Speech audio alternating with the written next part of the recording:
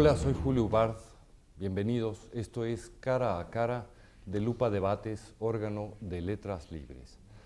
Somos un portal de internet dedicado a difundir la pedagogía de la democracia. Hoy nos vamos a ocupar de un tema importante acerca de las atribuciones de la Suprema Corte de Justicia de la Nación. Deben tener la última palabra los ministros de la Corte. Hay dos posiciones racionales. Actualmente la Constitución indica que la última palabra son los ministros de la Corte, es la Suprema Corte. Sin embargo, existe un interés muy acusado por la parte de la población y representada en el legislativo por sus legisladores para llevar a cabo una transformación de este poder. A fin de cuentas, los legisladores son representantes del voto popular, de la voluntad popular y de la soberanía. Y arguyen, con razones, que ellos deben tener la última palabra después de la Suprema Corte. Por su parte, la Suprema Corte y los ministros dicen, con razón y con apoyo de la actual Constitución, que la última palabra debe ser de un órgano no especificado por mayorías ni por minorías, sino de igualdad ante todos. La justicia debe ser idéntica para todos.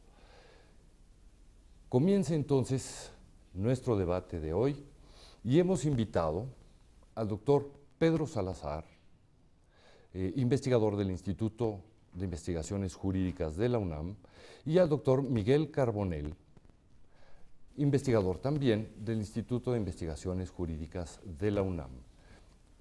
Miguel, Pedro, bienvenidos. Julio, gracias. Miguel, qué gusto. Igual.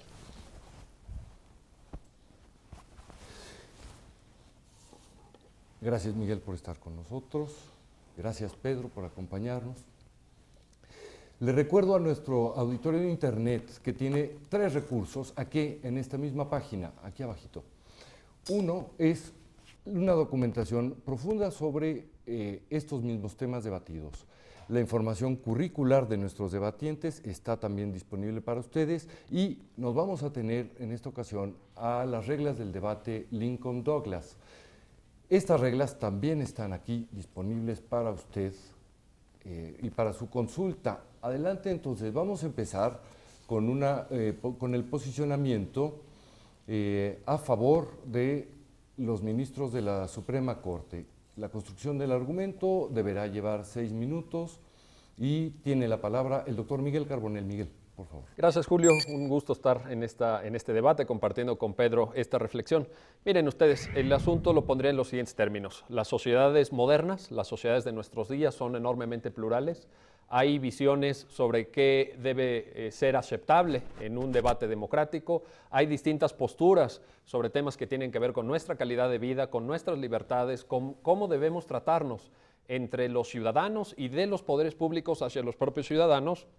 Y en ese sentido hay, digamos, puntos de vista encontrados no sobre temas superficiales, no sobre opiniones que tengan que ver con el fútbol, por ejemplo, o con la manera de vestir o qué debemos de aceptar como pautas culturales, sino cuestiones de fondo, cuestiones que tienen que ver con qué es aquello que podemos decir y por qué nos podrían sancionar por defender ciertas ideas, si podemos o no tener una fe religiosa y qué alcance tiene profesar una religión.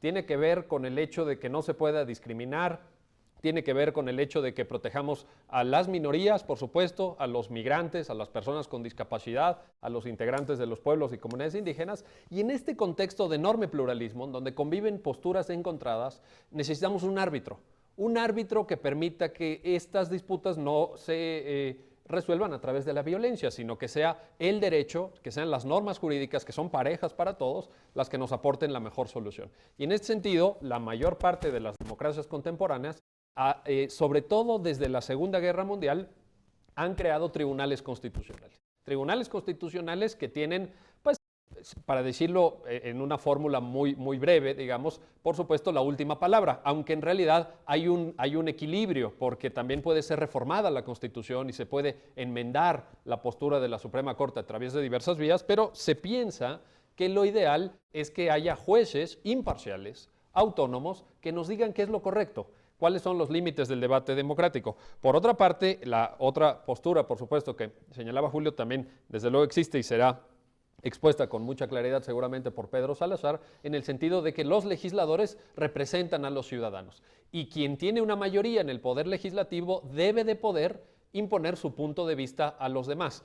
Esto, bueno, pues históricamente se ha demostrado como inviable, esto ha generado enormes problemas desde distintos puntos de vista. Señalaría dos que son los más evidentes. Uno, esto genera problemas porque la representación política en la mayor parte de estados democráticos no es perfecta. Entonces hay un buen grupo de ciudadanos que no se siente en modo alguno representado por los diputados, por los senadores, y que piensa que no deberían estos representantes populares de imponer a los individuos su propio punto de vista, por más que sean mayoría, por más que tengan un bloque que les permita aprobar leyes, etcétera. Hay muchos ciudadanos que dicen, bueno, sí son representantes populares, pero no son mis representantes populares. No pueden decidir qué religión profeso, no pueden decidir discriminarme, no pueden decidir impedirme que me exprese con libertad, etcétera, etcétera.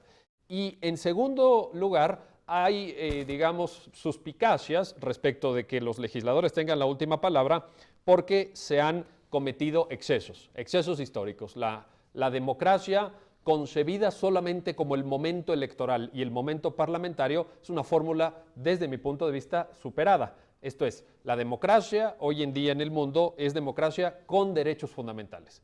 Y esos derechos fundamentales requieren de un guardián. No podemos confiárselo a la mayoría, creo yo, o no solo a la mayoría. La mayoría puede excederse, se ha excedido históricamente. Ahí están los regímenes fascistas, nazistas, los regímenes totalitarios, los genocidios del siglo XX, de este siglo brutal, y en ese sentido necesitamos garantías para nuestros derechos, para nuestras libertades, para ser tratados como iguales. ¿Qué garantías tenemos? Bueno, pues desde luego, insisto, esta garantía de los jueces. El asunto está, digamos, la mecánica funciona siempre y cuando los jueces sepan argumentar bien. Es decir, lo que no podemos es trasladar la decisión de un cuerpo representativo electo democráticamente, que son nuestros legisladores, a una decisión tomada por 11 personas, que es el número que integra nuestra Suprema Corte, ¿verdad? 9 en Estados Unidos, un número similar en países europeos, etcétera, etcétera. Lo que no podemos es trasladar mecánicamente de un órgano a otro órgano la decisión y decirle, bueno, ahora son los jueces los que omnímodamente, libremente deciden. No. La clave para que funcione este sistema es exigir buenos niveles argumentativos a los jueces, que los jueces argumenten sus decisiones, que las decisiones estén apoyadas en el derecho, en la Constitución, en los tratados internacionales de derechos humanos y en este sentido, por supuesto, que construyan muy bien sus decisiones, que no sea simplemente la voluntad de los jueces, sino resoluciones tomadas con fundamento en el derecho vigente en México. Muchas gracias Miguel. A este posicionamiento vamos a seguir con una etapa de interrogatorio riguroso y Pedro, tienes la palabra, comienzas tú. Bueno, pues a mí también gracias Julio, gracias Miguel. Sin más voy al punto porque los tiempos son breves. Tú planteas cuestiones, me parece todas relevantes, una de las cuales tiene que ver con el tema de la representación. Y la objeción que haces a la decisión por parte del legislativo tiene que ver con que el legislativo no siempre representa bien o que hay defectos en el proceso de representación democrática. Yo te preguntaría, ¿quién representa mejor un legislativo defectuoso, a pesar de sus defectos, o 8 ministros de una Suprema Corte de Justicia que nadie eligió a través de mecanismos democráticos? Bueno, yo creo que la ventaja que tenemos cuando se toman decisiones con base en la Constitución es que la Constitución nos protege a todos. Los legisladores toman sus decisiones por mayoría y las mayorías parlamentarias pueden eventualmente tener intereses partidistas o intereses facciosos, incluso como se anotaba en el Federalista. La Constitución nos protege a todos y yo confío más en la Constitución. No confío más en los jueces, confío más en la Constitución. Pero aquí entonces el asunto implicaría que la Constitución, tu punto implicaría que la Constitución contiene respuestas para los dilemas sociales que la pluralidad impone, como si el contenido constitucional fuera en realidad un contenido consistente, coherente, completo, que te ofrece una respuesta adecuada para cada disyuntiva. ¿Tú sostendrías una tesis de ese tipo? Me parece que no. No, las constituciones tienen cláusulas abiertas, contienen normas muy generales y por eso decía yo que el chiste es la argumentación. El chiste es que nuestros jueces nos digan dentro de la generalidad de la Constitución cuál es la respuesta correcta, pero desde luego que de la Constitución se pueden extraer respuestas a los grandes dilemas que tienen las sociedades contemporáneas. Claro, el problema es que lo que tenemos que interpretar son principios sumamente abiertos. Pienso, por ejemplo, en los alcances de un principio como el de la dignidad humana. Lo que cabe en el margen de interpretación es una cantidad muy importante de decisiones distintas que la Constitución no te va a orientar y no te va a prefigurar. Ahí me parece que es mejor apostar por el consenso entre los legisladores, no por una imposición mayoritaria, que por una presunta argumentación racional a cargo de los jueces.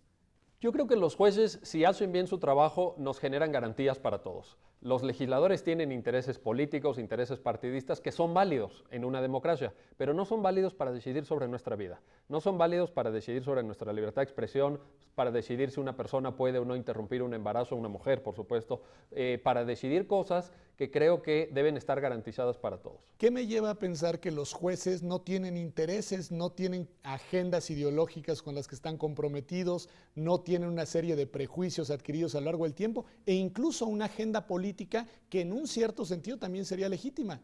¿Por qué suponer que no tienen eso los jueces de una Corte Constitucional? Hay garantías para que no tengan esos intereses. Por ejemplo, no se presentan cada 3 años a las elecciones, no forman parte de partidos políticos, tienen asegurado un régimen de retiro que les da una cierta comodidad y una cierta solvencia para resolver de forma autónoma e independiente. Hay una serie de mecanismos. Claro, estos mecanismos no garantizan de forma absoluta, simplemente indican o prefiguran lo que sería correcto en un Estado constitucional. ¿Y tú crees que esos mecanismos garantizan de manera satisfactoria? Pregunta para el siguiente, para la siguiente etapa del interrogatorio, porque para construir tu argumento respectivo, Pedro, tienes 7 minutos.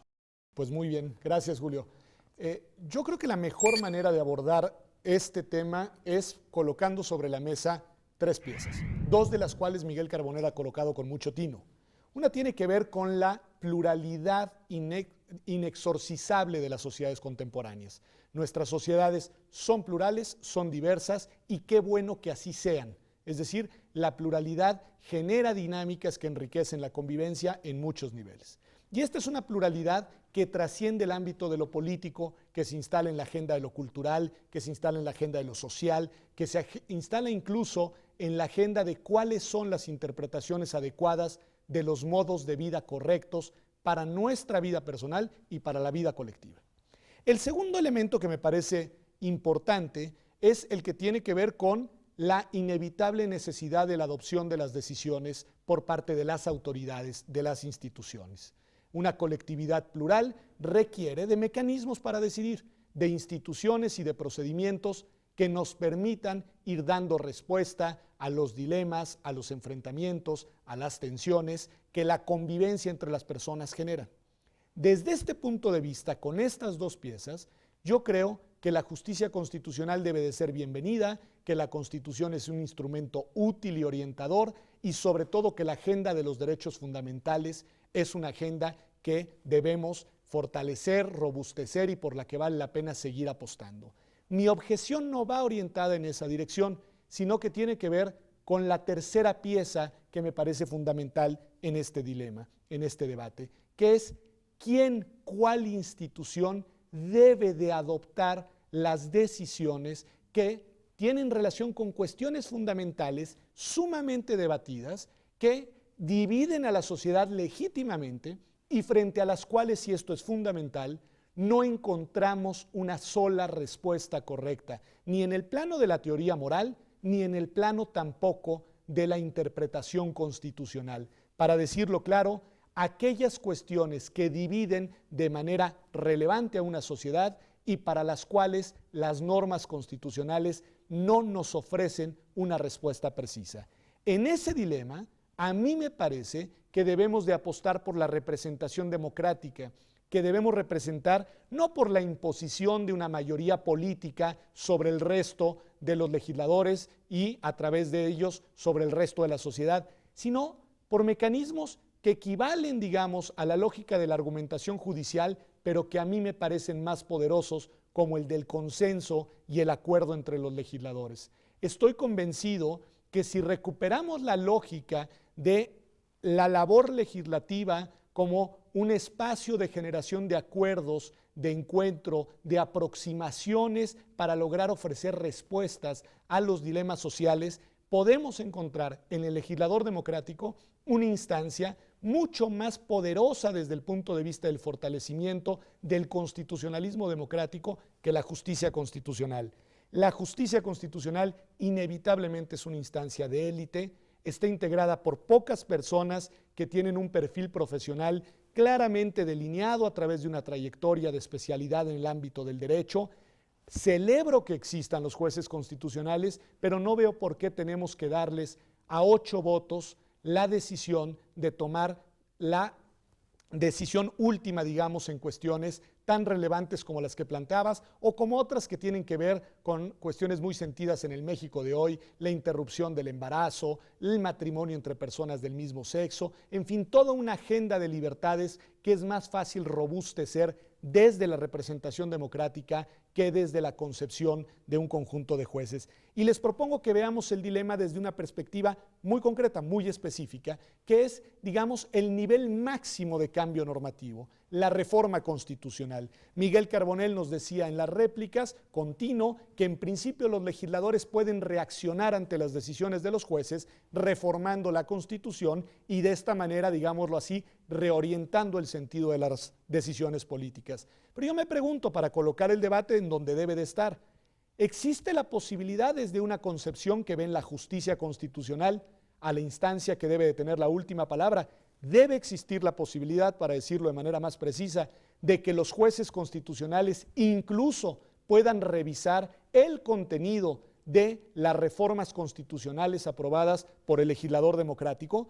No perdamos de vista que para reformar una constitución hacen falta mayorías políticas complejas. Esto se llama rigidez constitucional. Hace falta una mayoría, en el caso mexicano, calificada en la Cámara de Diputados, calificada en la Cámara de Senadores y posteriormente la aprobación de al menos la mitad más uno de los congresos de las 31 entidades que para estos efectos cuentan. Bueno, una reforma constitucional, si se respeta el procedimiento establecido para ello, por lo mismo exige un trabajo político importante de acercamiento, de acuerdo, de consenso, habida cuenta que los órganos legislativos federal y de las entidades federativas están felizmente, digámoslo así, trazados por la pluralidad política. Bueno, un acuerdo de esta naturaleza que termina culminando en una operación de reforma constitucional debe ser también objeto de un control de constitucionalidad a cargo no de 11, sino del voto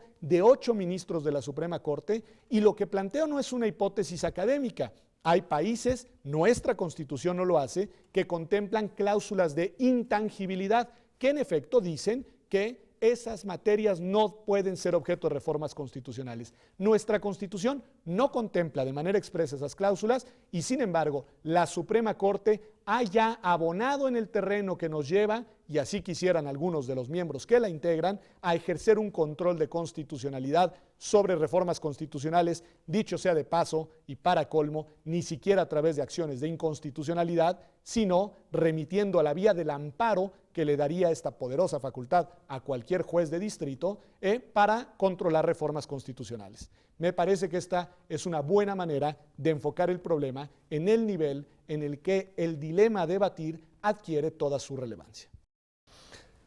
Quedaron entonces ya delineadas las dos posiciones y vamos a dar paso a la segunda etapa del interrogatorio. Para esto contamos con 5 minutos. Miguel, tienes la palabra. Muchas gracias, Julio. Pedro, bueno, pues yo creo que la exposición ha sido muy completa, bastante clara en asumir la postura de defensa del legislador.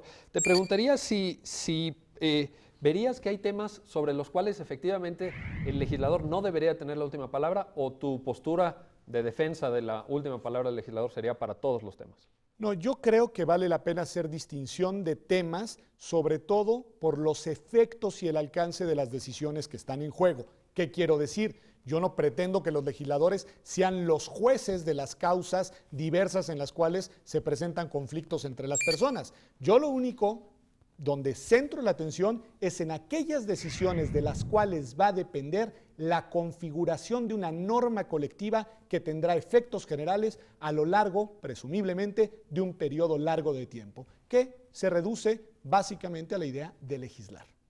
Nuestros derechos fundamentales, nuestras libertades, el derecho a no ser discriminados, ¿deberían estar entonces en manos de nuestros legisladores? ¿Qué pasaría con los disidentes individuales, con quien asume una postura heterodoxa, con quien forma parte de una minoría sexual, etcétera, etcétera? ¿Son nuestros legisladores? Pero no deberían de estar, de hecho están en manos de nuestros legisladores. Que yo sepa, quien incorporó a la Constitución mexicana en el artículo 1 un párrafo muy robusto, precisamente para prohibir la discriminación, para ampliar la base de igualdad, es el legislador democrático. Quien incluyó el derecho de réplica en el artículo 6 de la Constitución es el legislador democrático. Quien incorporó la protección de datos personales es el legislador democrático. Nuestra Constitución es una Constitución creada en el expediente de los derechos a partir de decisiones de los jueces. Yo te preguntaría, de los legisladores, yo te preguntaría si podemos hacer un elenco igual de decisiones de nuestra Suprema Corte que hayan venido ampliando y robusteciendo en el mismo sentido la agenda de los derechos.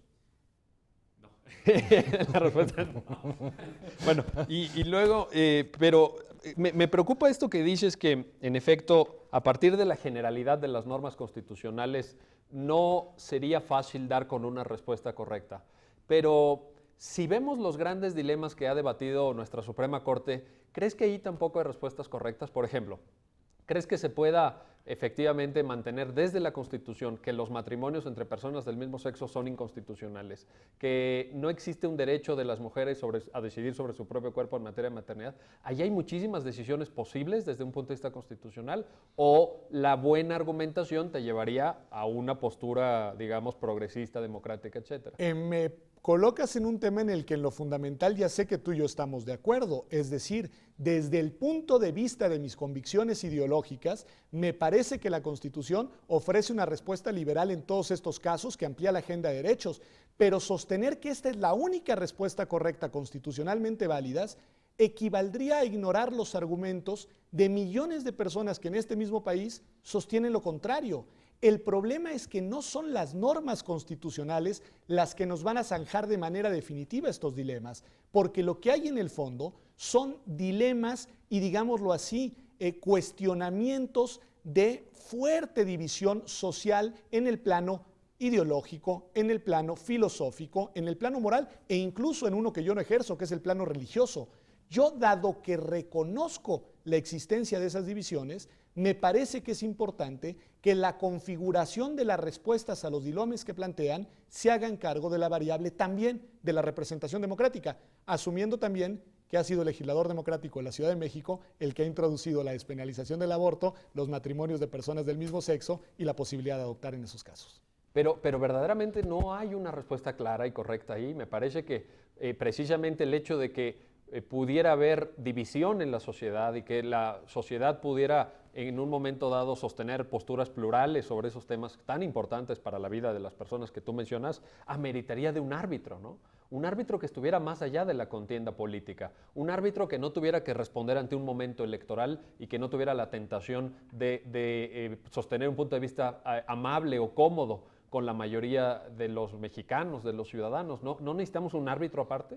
Yo creo que necesitamos una ciudadanía mucho más preocupada y mucho más consciente de las implicaciones de sus derechos, con mucho más sentido de responsabilidad de la agenda de libertades y de la base de igualdad, que constituyera un contexto de exigencia hacia el legislador para que esta agenda se ampliara. Creo que el mejor argumento, Miguel, para demostrar que no hay necesariamente, al menos no intuitivamente, o al menos no de manera evidente, una única reforma constitucional a estos dilemas, es que cuando las cortes constitucionales aquí y en otros países los enfrentan, normalmente resuelven con votaciones divididas. Es decir, sus mismos miembros, sus mismos integrantes, expertos en derecho constitucional, no llegan a ofrecer la respuesta única al problema porque tienen interpretaciones distintas de la Constitución. Muchas gracias. Continuamos ahora. Sigue tu argumentación y refutación al argumento acerca del legislativo.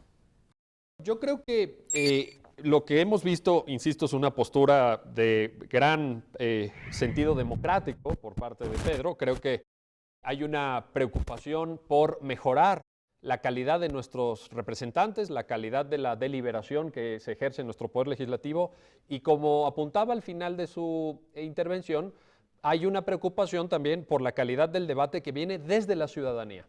Pero a mí me preocupa eso, me preocupa precisamente que el constitucionalismo de la segunda posguerra mundial precisamente lo que dice es no confiemos en nosotros mismos. Es decir, la experiencia del Holocausto nos previene acerca de que, primero, el mal absoluto existe y hay que estar alertas del mal absoluto. En segundo lugar, de que incluso aquellos pueblos más educados, el pueblo que vio nacer a Kant, por ejemplo, el pueblo que vio nacer a la gran filosofía de la Ilustración, etcétera, fue el mismo pueblo que encumbró en el poder a Adolfo Hitler, que permitió un genocidio de 6 millones de personas, que llevó a la bancarrota moral a toda Europa y prácticamente a toda la humanidad en el siglo XX. Contra esos excesos, todos ellos legitimados democráticamente, todos ellos pasados por el tamiz de las urnas, uno se pregunta si no necesitamos un freno de mano en la democracia, si no necesitamos de pronto una luz roja que nos prevenga de estos posibles excesos y que nos ponga a salvo a cada uno de nosotros. Es decir, el gran dilema es cómo protegemos a aquellos individuos que puede ser que no tengan voz en ese debate, Pedro. Puede ser que efectivamente no haya un solo diputado que defienda a una minoría heterodoxa, mínima, excluida, etcétera, etcétera, que su voz nunca se oiga. Puede ser también que teniendo voz en ese debate, esa voz sea aplastada a través del sistema de mayorías parlamentarias. Y yo creo que esa luz roja, esa especie de freno de mano del contenido posible de ciertas decisiones en una democracia tiene que estar a cargo de los jueces. Ahora, esto no nos asegura que en todos los casos los jueces den con una respuesta correcta, suponiendo que existiera. Ya hemos puesto el dilema de si existe o no, pero digamos, suponiendo que existiera, efectivamente eso no nos asegura que los jueces vayan a dar siempre buenas respuestas, porque los jueces también, pues digámoslo con todas sus letras, forman parte de la sociedad. Los jueces no es que vengan de otro planeta, sino que normalmente son personas pues, con que provienen de una cierta clase social, que tienen una cierta visión de la vida, que normalmente se caracterizan por ser bastante conservadores, históricamente así ha sido, pero que tienen un arreglo institucional que les permite tomar decisiones pensando en todos nosotros. Esta es la parte que a mí me interesa destacar. ¿Cómo logramos que estemos todos protegidos? No que estén protegidos nada más los que tienen voz en el Congreso de la Unión o aquellos que pueden adelantar su propia agenda a través de los partidos políticos. Eso es muy fácil protegerlo. Ahora, dirías, citaste algunos argumentos interesantes, por ejemplo, todas estas reformas constitucionales que han ido añadiendo derechos. Bueno, nada más ahí habría que hacer un matiz. Eso no lo ha hecho el legislador ordinario, que es de quien hablamos. Eso lo ha hecho el legislador constitucional, que es otro nivel, en donde se requiere consenso entre las fuerzas políticas. Una reforma constitucional no la puede hacer la mayoría, cosa que sí puede la mayoría aprobar una ley. Y entonces, todos estos ejemplos que tú pusiste abonan precisamente en mi argumento.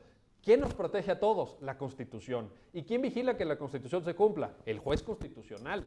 ¿Frente a quién? Frente al legislador ordinario. Frente a quien hoy ocupa en la Cámara de Diputados por 3 años, en el Senado por 6, una posición de mayoría extraída de las urnas y de un momento político. Ese momento político y esa mayoría debería de determinar el futuro de nuestros derechos, debería de determinar el significado profundo de decisiones que tienen que ver con nuestro cuerpo, con nuestra vida, con cuestiones que nos afectan de manera radical. Yo creo que no. Yo creo que hay una esfera que no es decidible por el Poder Legislativo. Muchas gracias. Y la Corte tendría que intervenir en ella. Magnífico. A tu vez, Pedro, cuentas con 6 minutos para refutar la posición. Poco tiempo para tantos argumentos, pero sí. Voy telegráficamente. A ver, citas un caso que obviamente apela a las emociones y a la razón y a la memoria histórica de las personas, el caso del nazismo y el caso de Hitler. Yo solo diría una cosa. En efecto, ese es un régimen que llegó al poder aprovechándose de los instrumentos democráticos, pero que para poder imponer su agenda totalitaria tuvo inmediatamente que neutralizarlos. Lo primero que Hitler neutralizó, desactivó y, digámoslo así, dejó sin posibilidades de movimiento fue al Parlamento Democrático, precisamente por el contrapeso que le suponía al ejercicio de su agenda desde el poder. El segundo tema tiene que ver que si nos movemos de ese escenario y de ese tema tan ominoso, podemos también encontrar casos sin duda menos clamorosos, pero sensibles para la vida de las personas, en las cuales tribunales constitucionales han tomado decisiones profundamente conservadoras. Desde el caso, digamos, de la Corte en Estados Unidos frente a la agenda del New Deal, digamos, y de la agenda social después de la Gran Depresión del 29, hasta casos muy concretos como el apoyo que obtuvo el régimen de Pinochet en Chile por parte del Poder Judicial. Y de hecho, el Tribunal Constitucional chileno en los años recientes ha sido un tribunal constitucional que ha echado para atrás reformas progresistas en materia civil que tienen que ver con el matrimonio, con el divorcio y con el aborto. Yo no quiero, Miguel, y eso quiero ser muy enfático en el punto, no pretendo dejar a los jueces sin voz, ni pretendo quitarle relevancia al Poder Judicial ni a la justicia constitucional. Lo único que sostengo es que no existen argumentos contundentes para darles a estas instancias judiciales la última palabra en estas cuestiones fundamentales. Yo creo que en un esquema en el cual contamos con un poder legislativo dividido, con una división de poderes entre las distintas instituciones del Estado, con una ciudadanía ojalá más vigilante, más participativa, más involucrada en la adopción de las decisiones colectivas, sin duda podríamos trasladar la agenda de las decisiones fundamentales desde la justicia constitucional hacia el poder legislativo en aquellos temas en los cuales, insisto, existe una profunda y legítima división social y no existe una respuesta constitucional única, definitiva, contundente. En esos casos, la configuración de los arreglos colectivos para dotar a la comunidad de normas que le permitan a las personas ir orientando su convivencia, me parece que debe pasar por instituciones democráticas verdaderas. Y no caigo en la falacia realista de decir, bueno, es que con estos legisladores y es que con estas, bueno, por ese terreno ni con estos jueces, ni con estos legisladores, ni con este ejecutivo, en fin. El punto tiene que ver con qué diseño imaginamos, qué configuración institucional es la que nos permite contar con una mejor combinación entre los presupuestos de una democracia robusta, de una democracia verdadera, en la que la pluralidad se toma en serio y tiene carta real de legitimidad, de identidad, con una agenda del constitucionalismo de los derechos, en el cual la igualdad en derechos de libertad, en derechos políticos y en derechos sociales sea una realidad para las personas.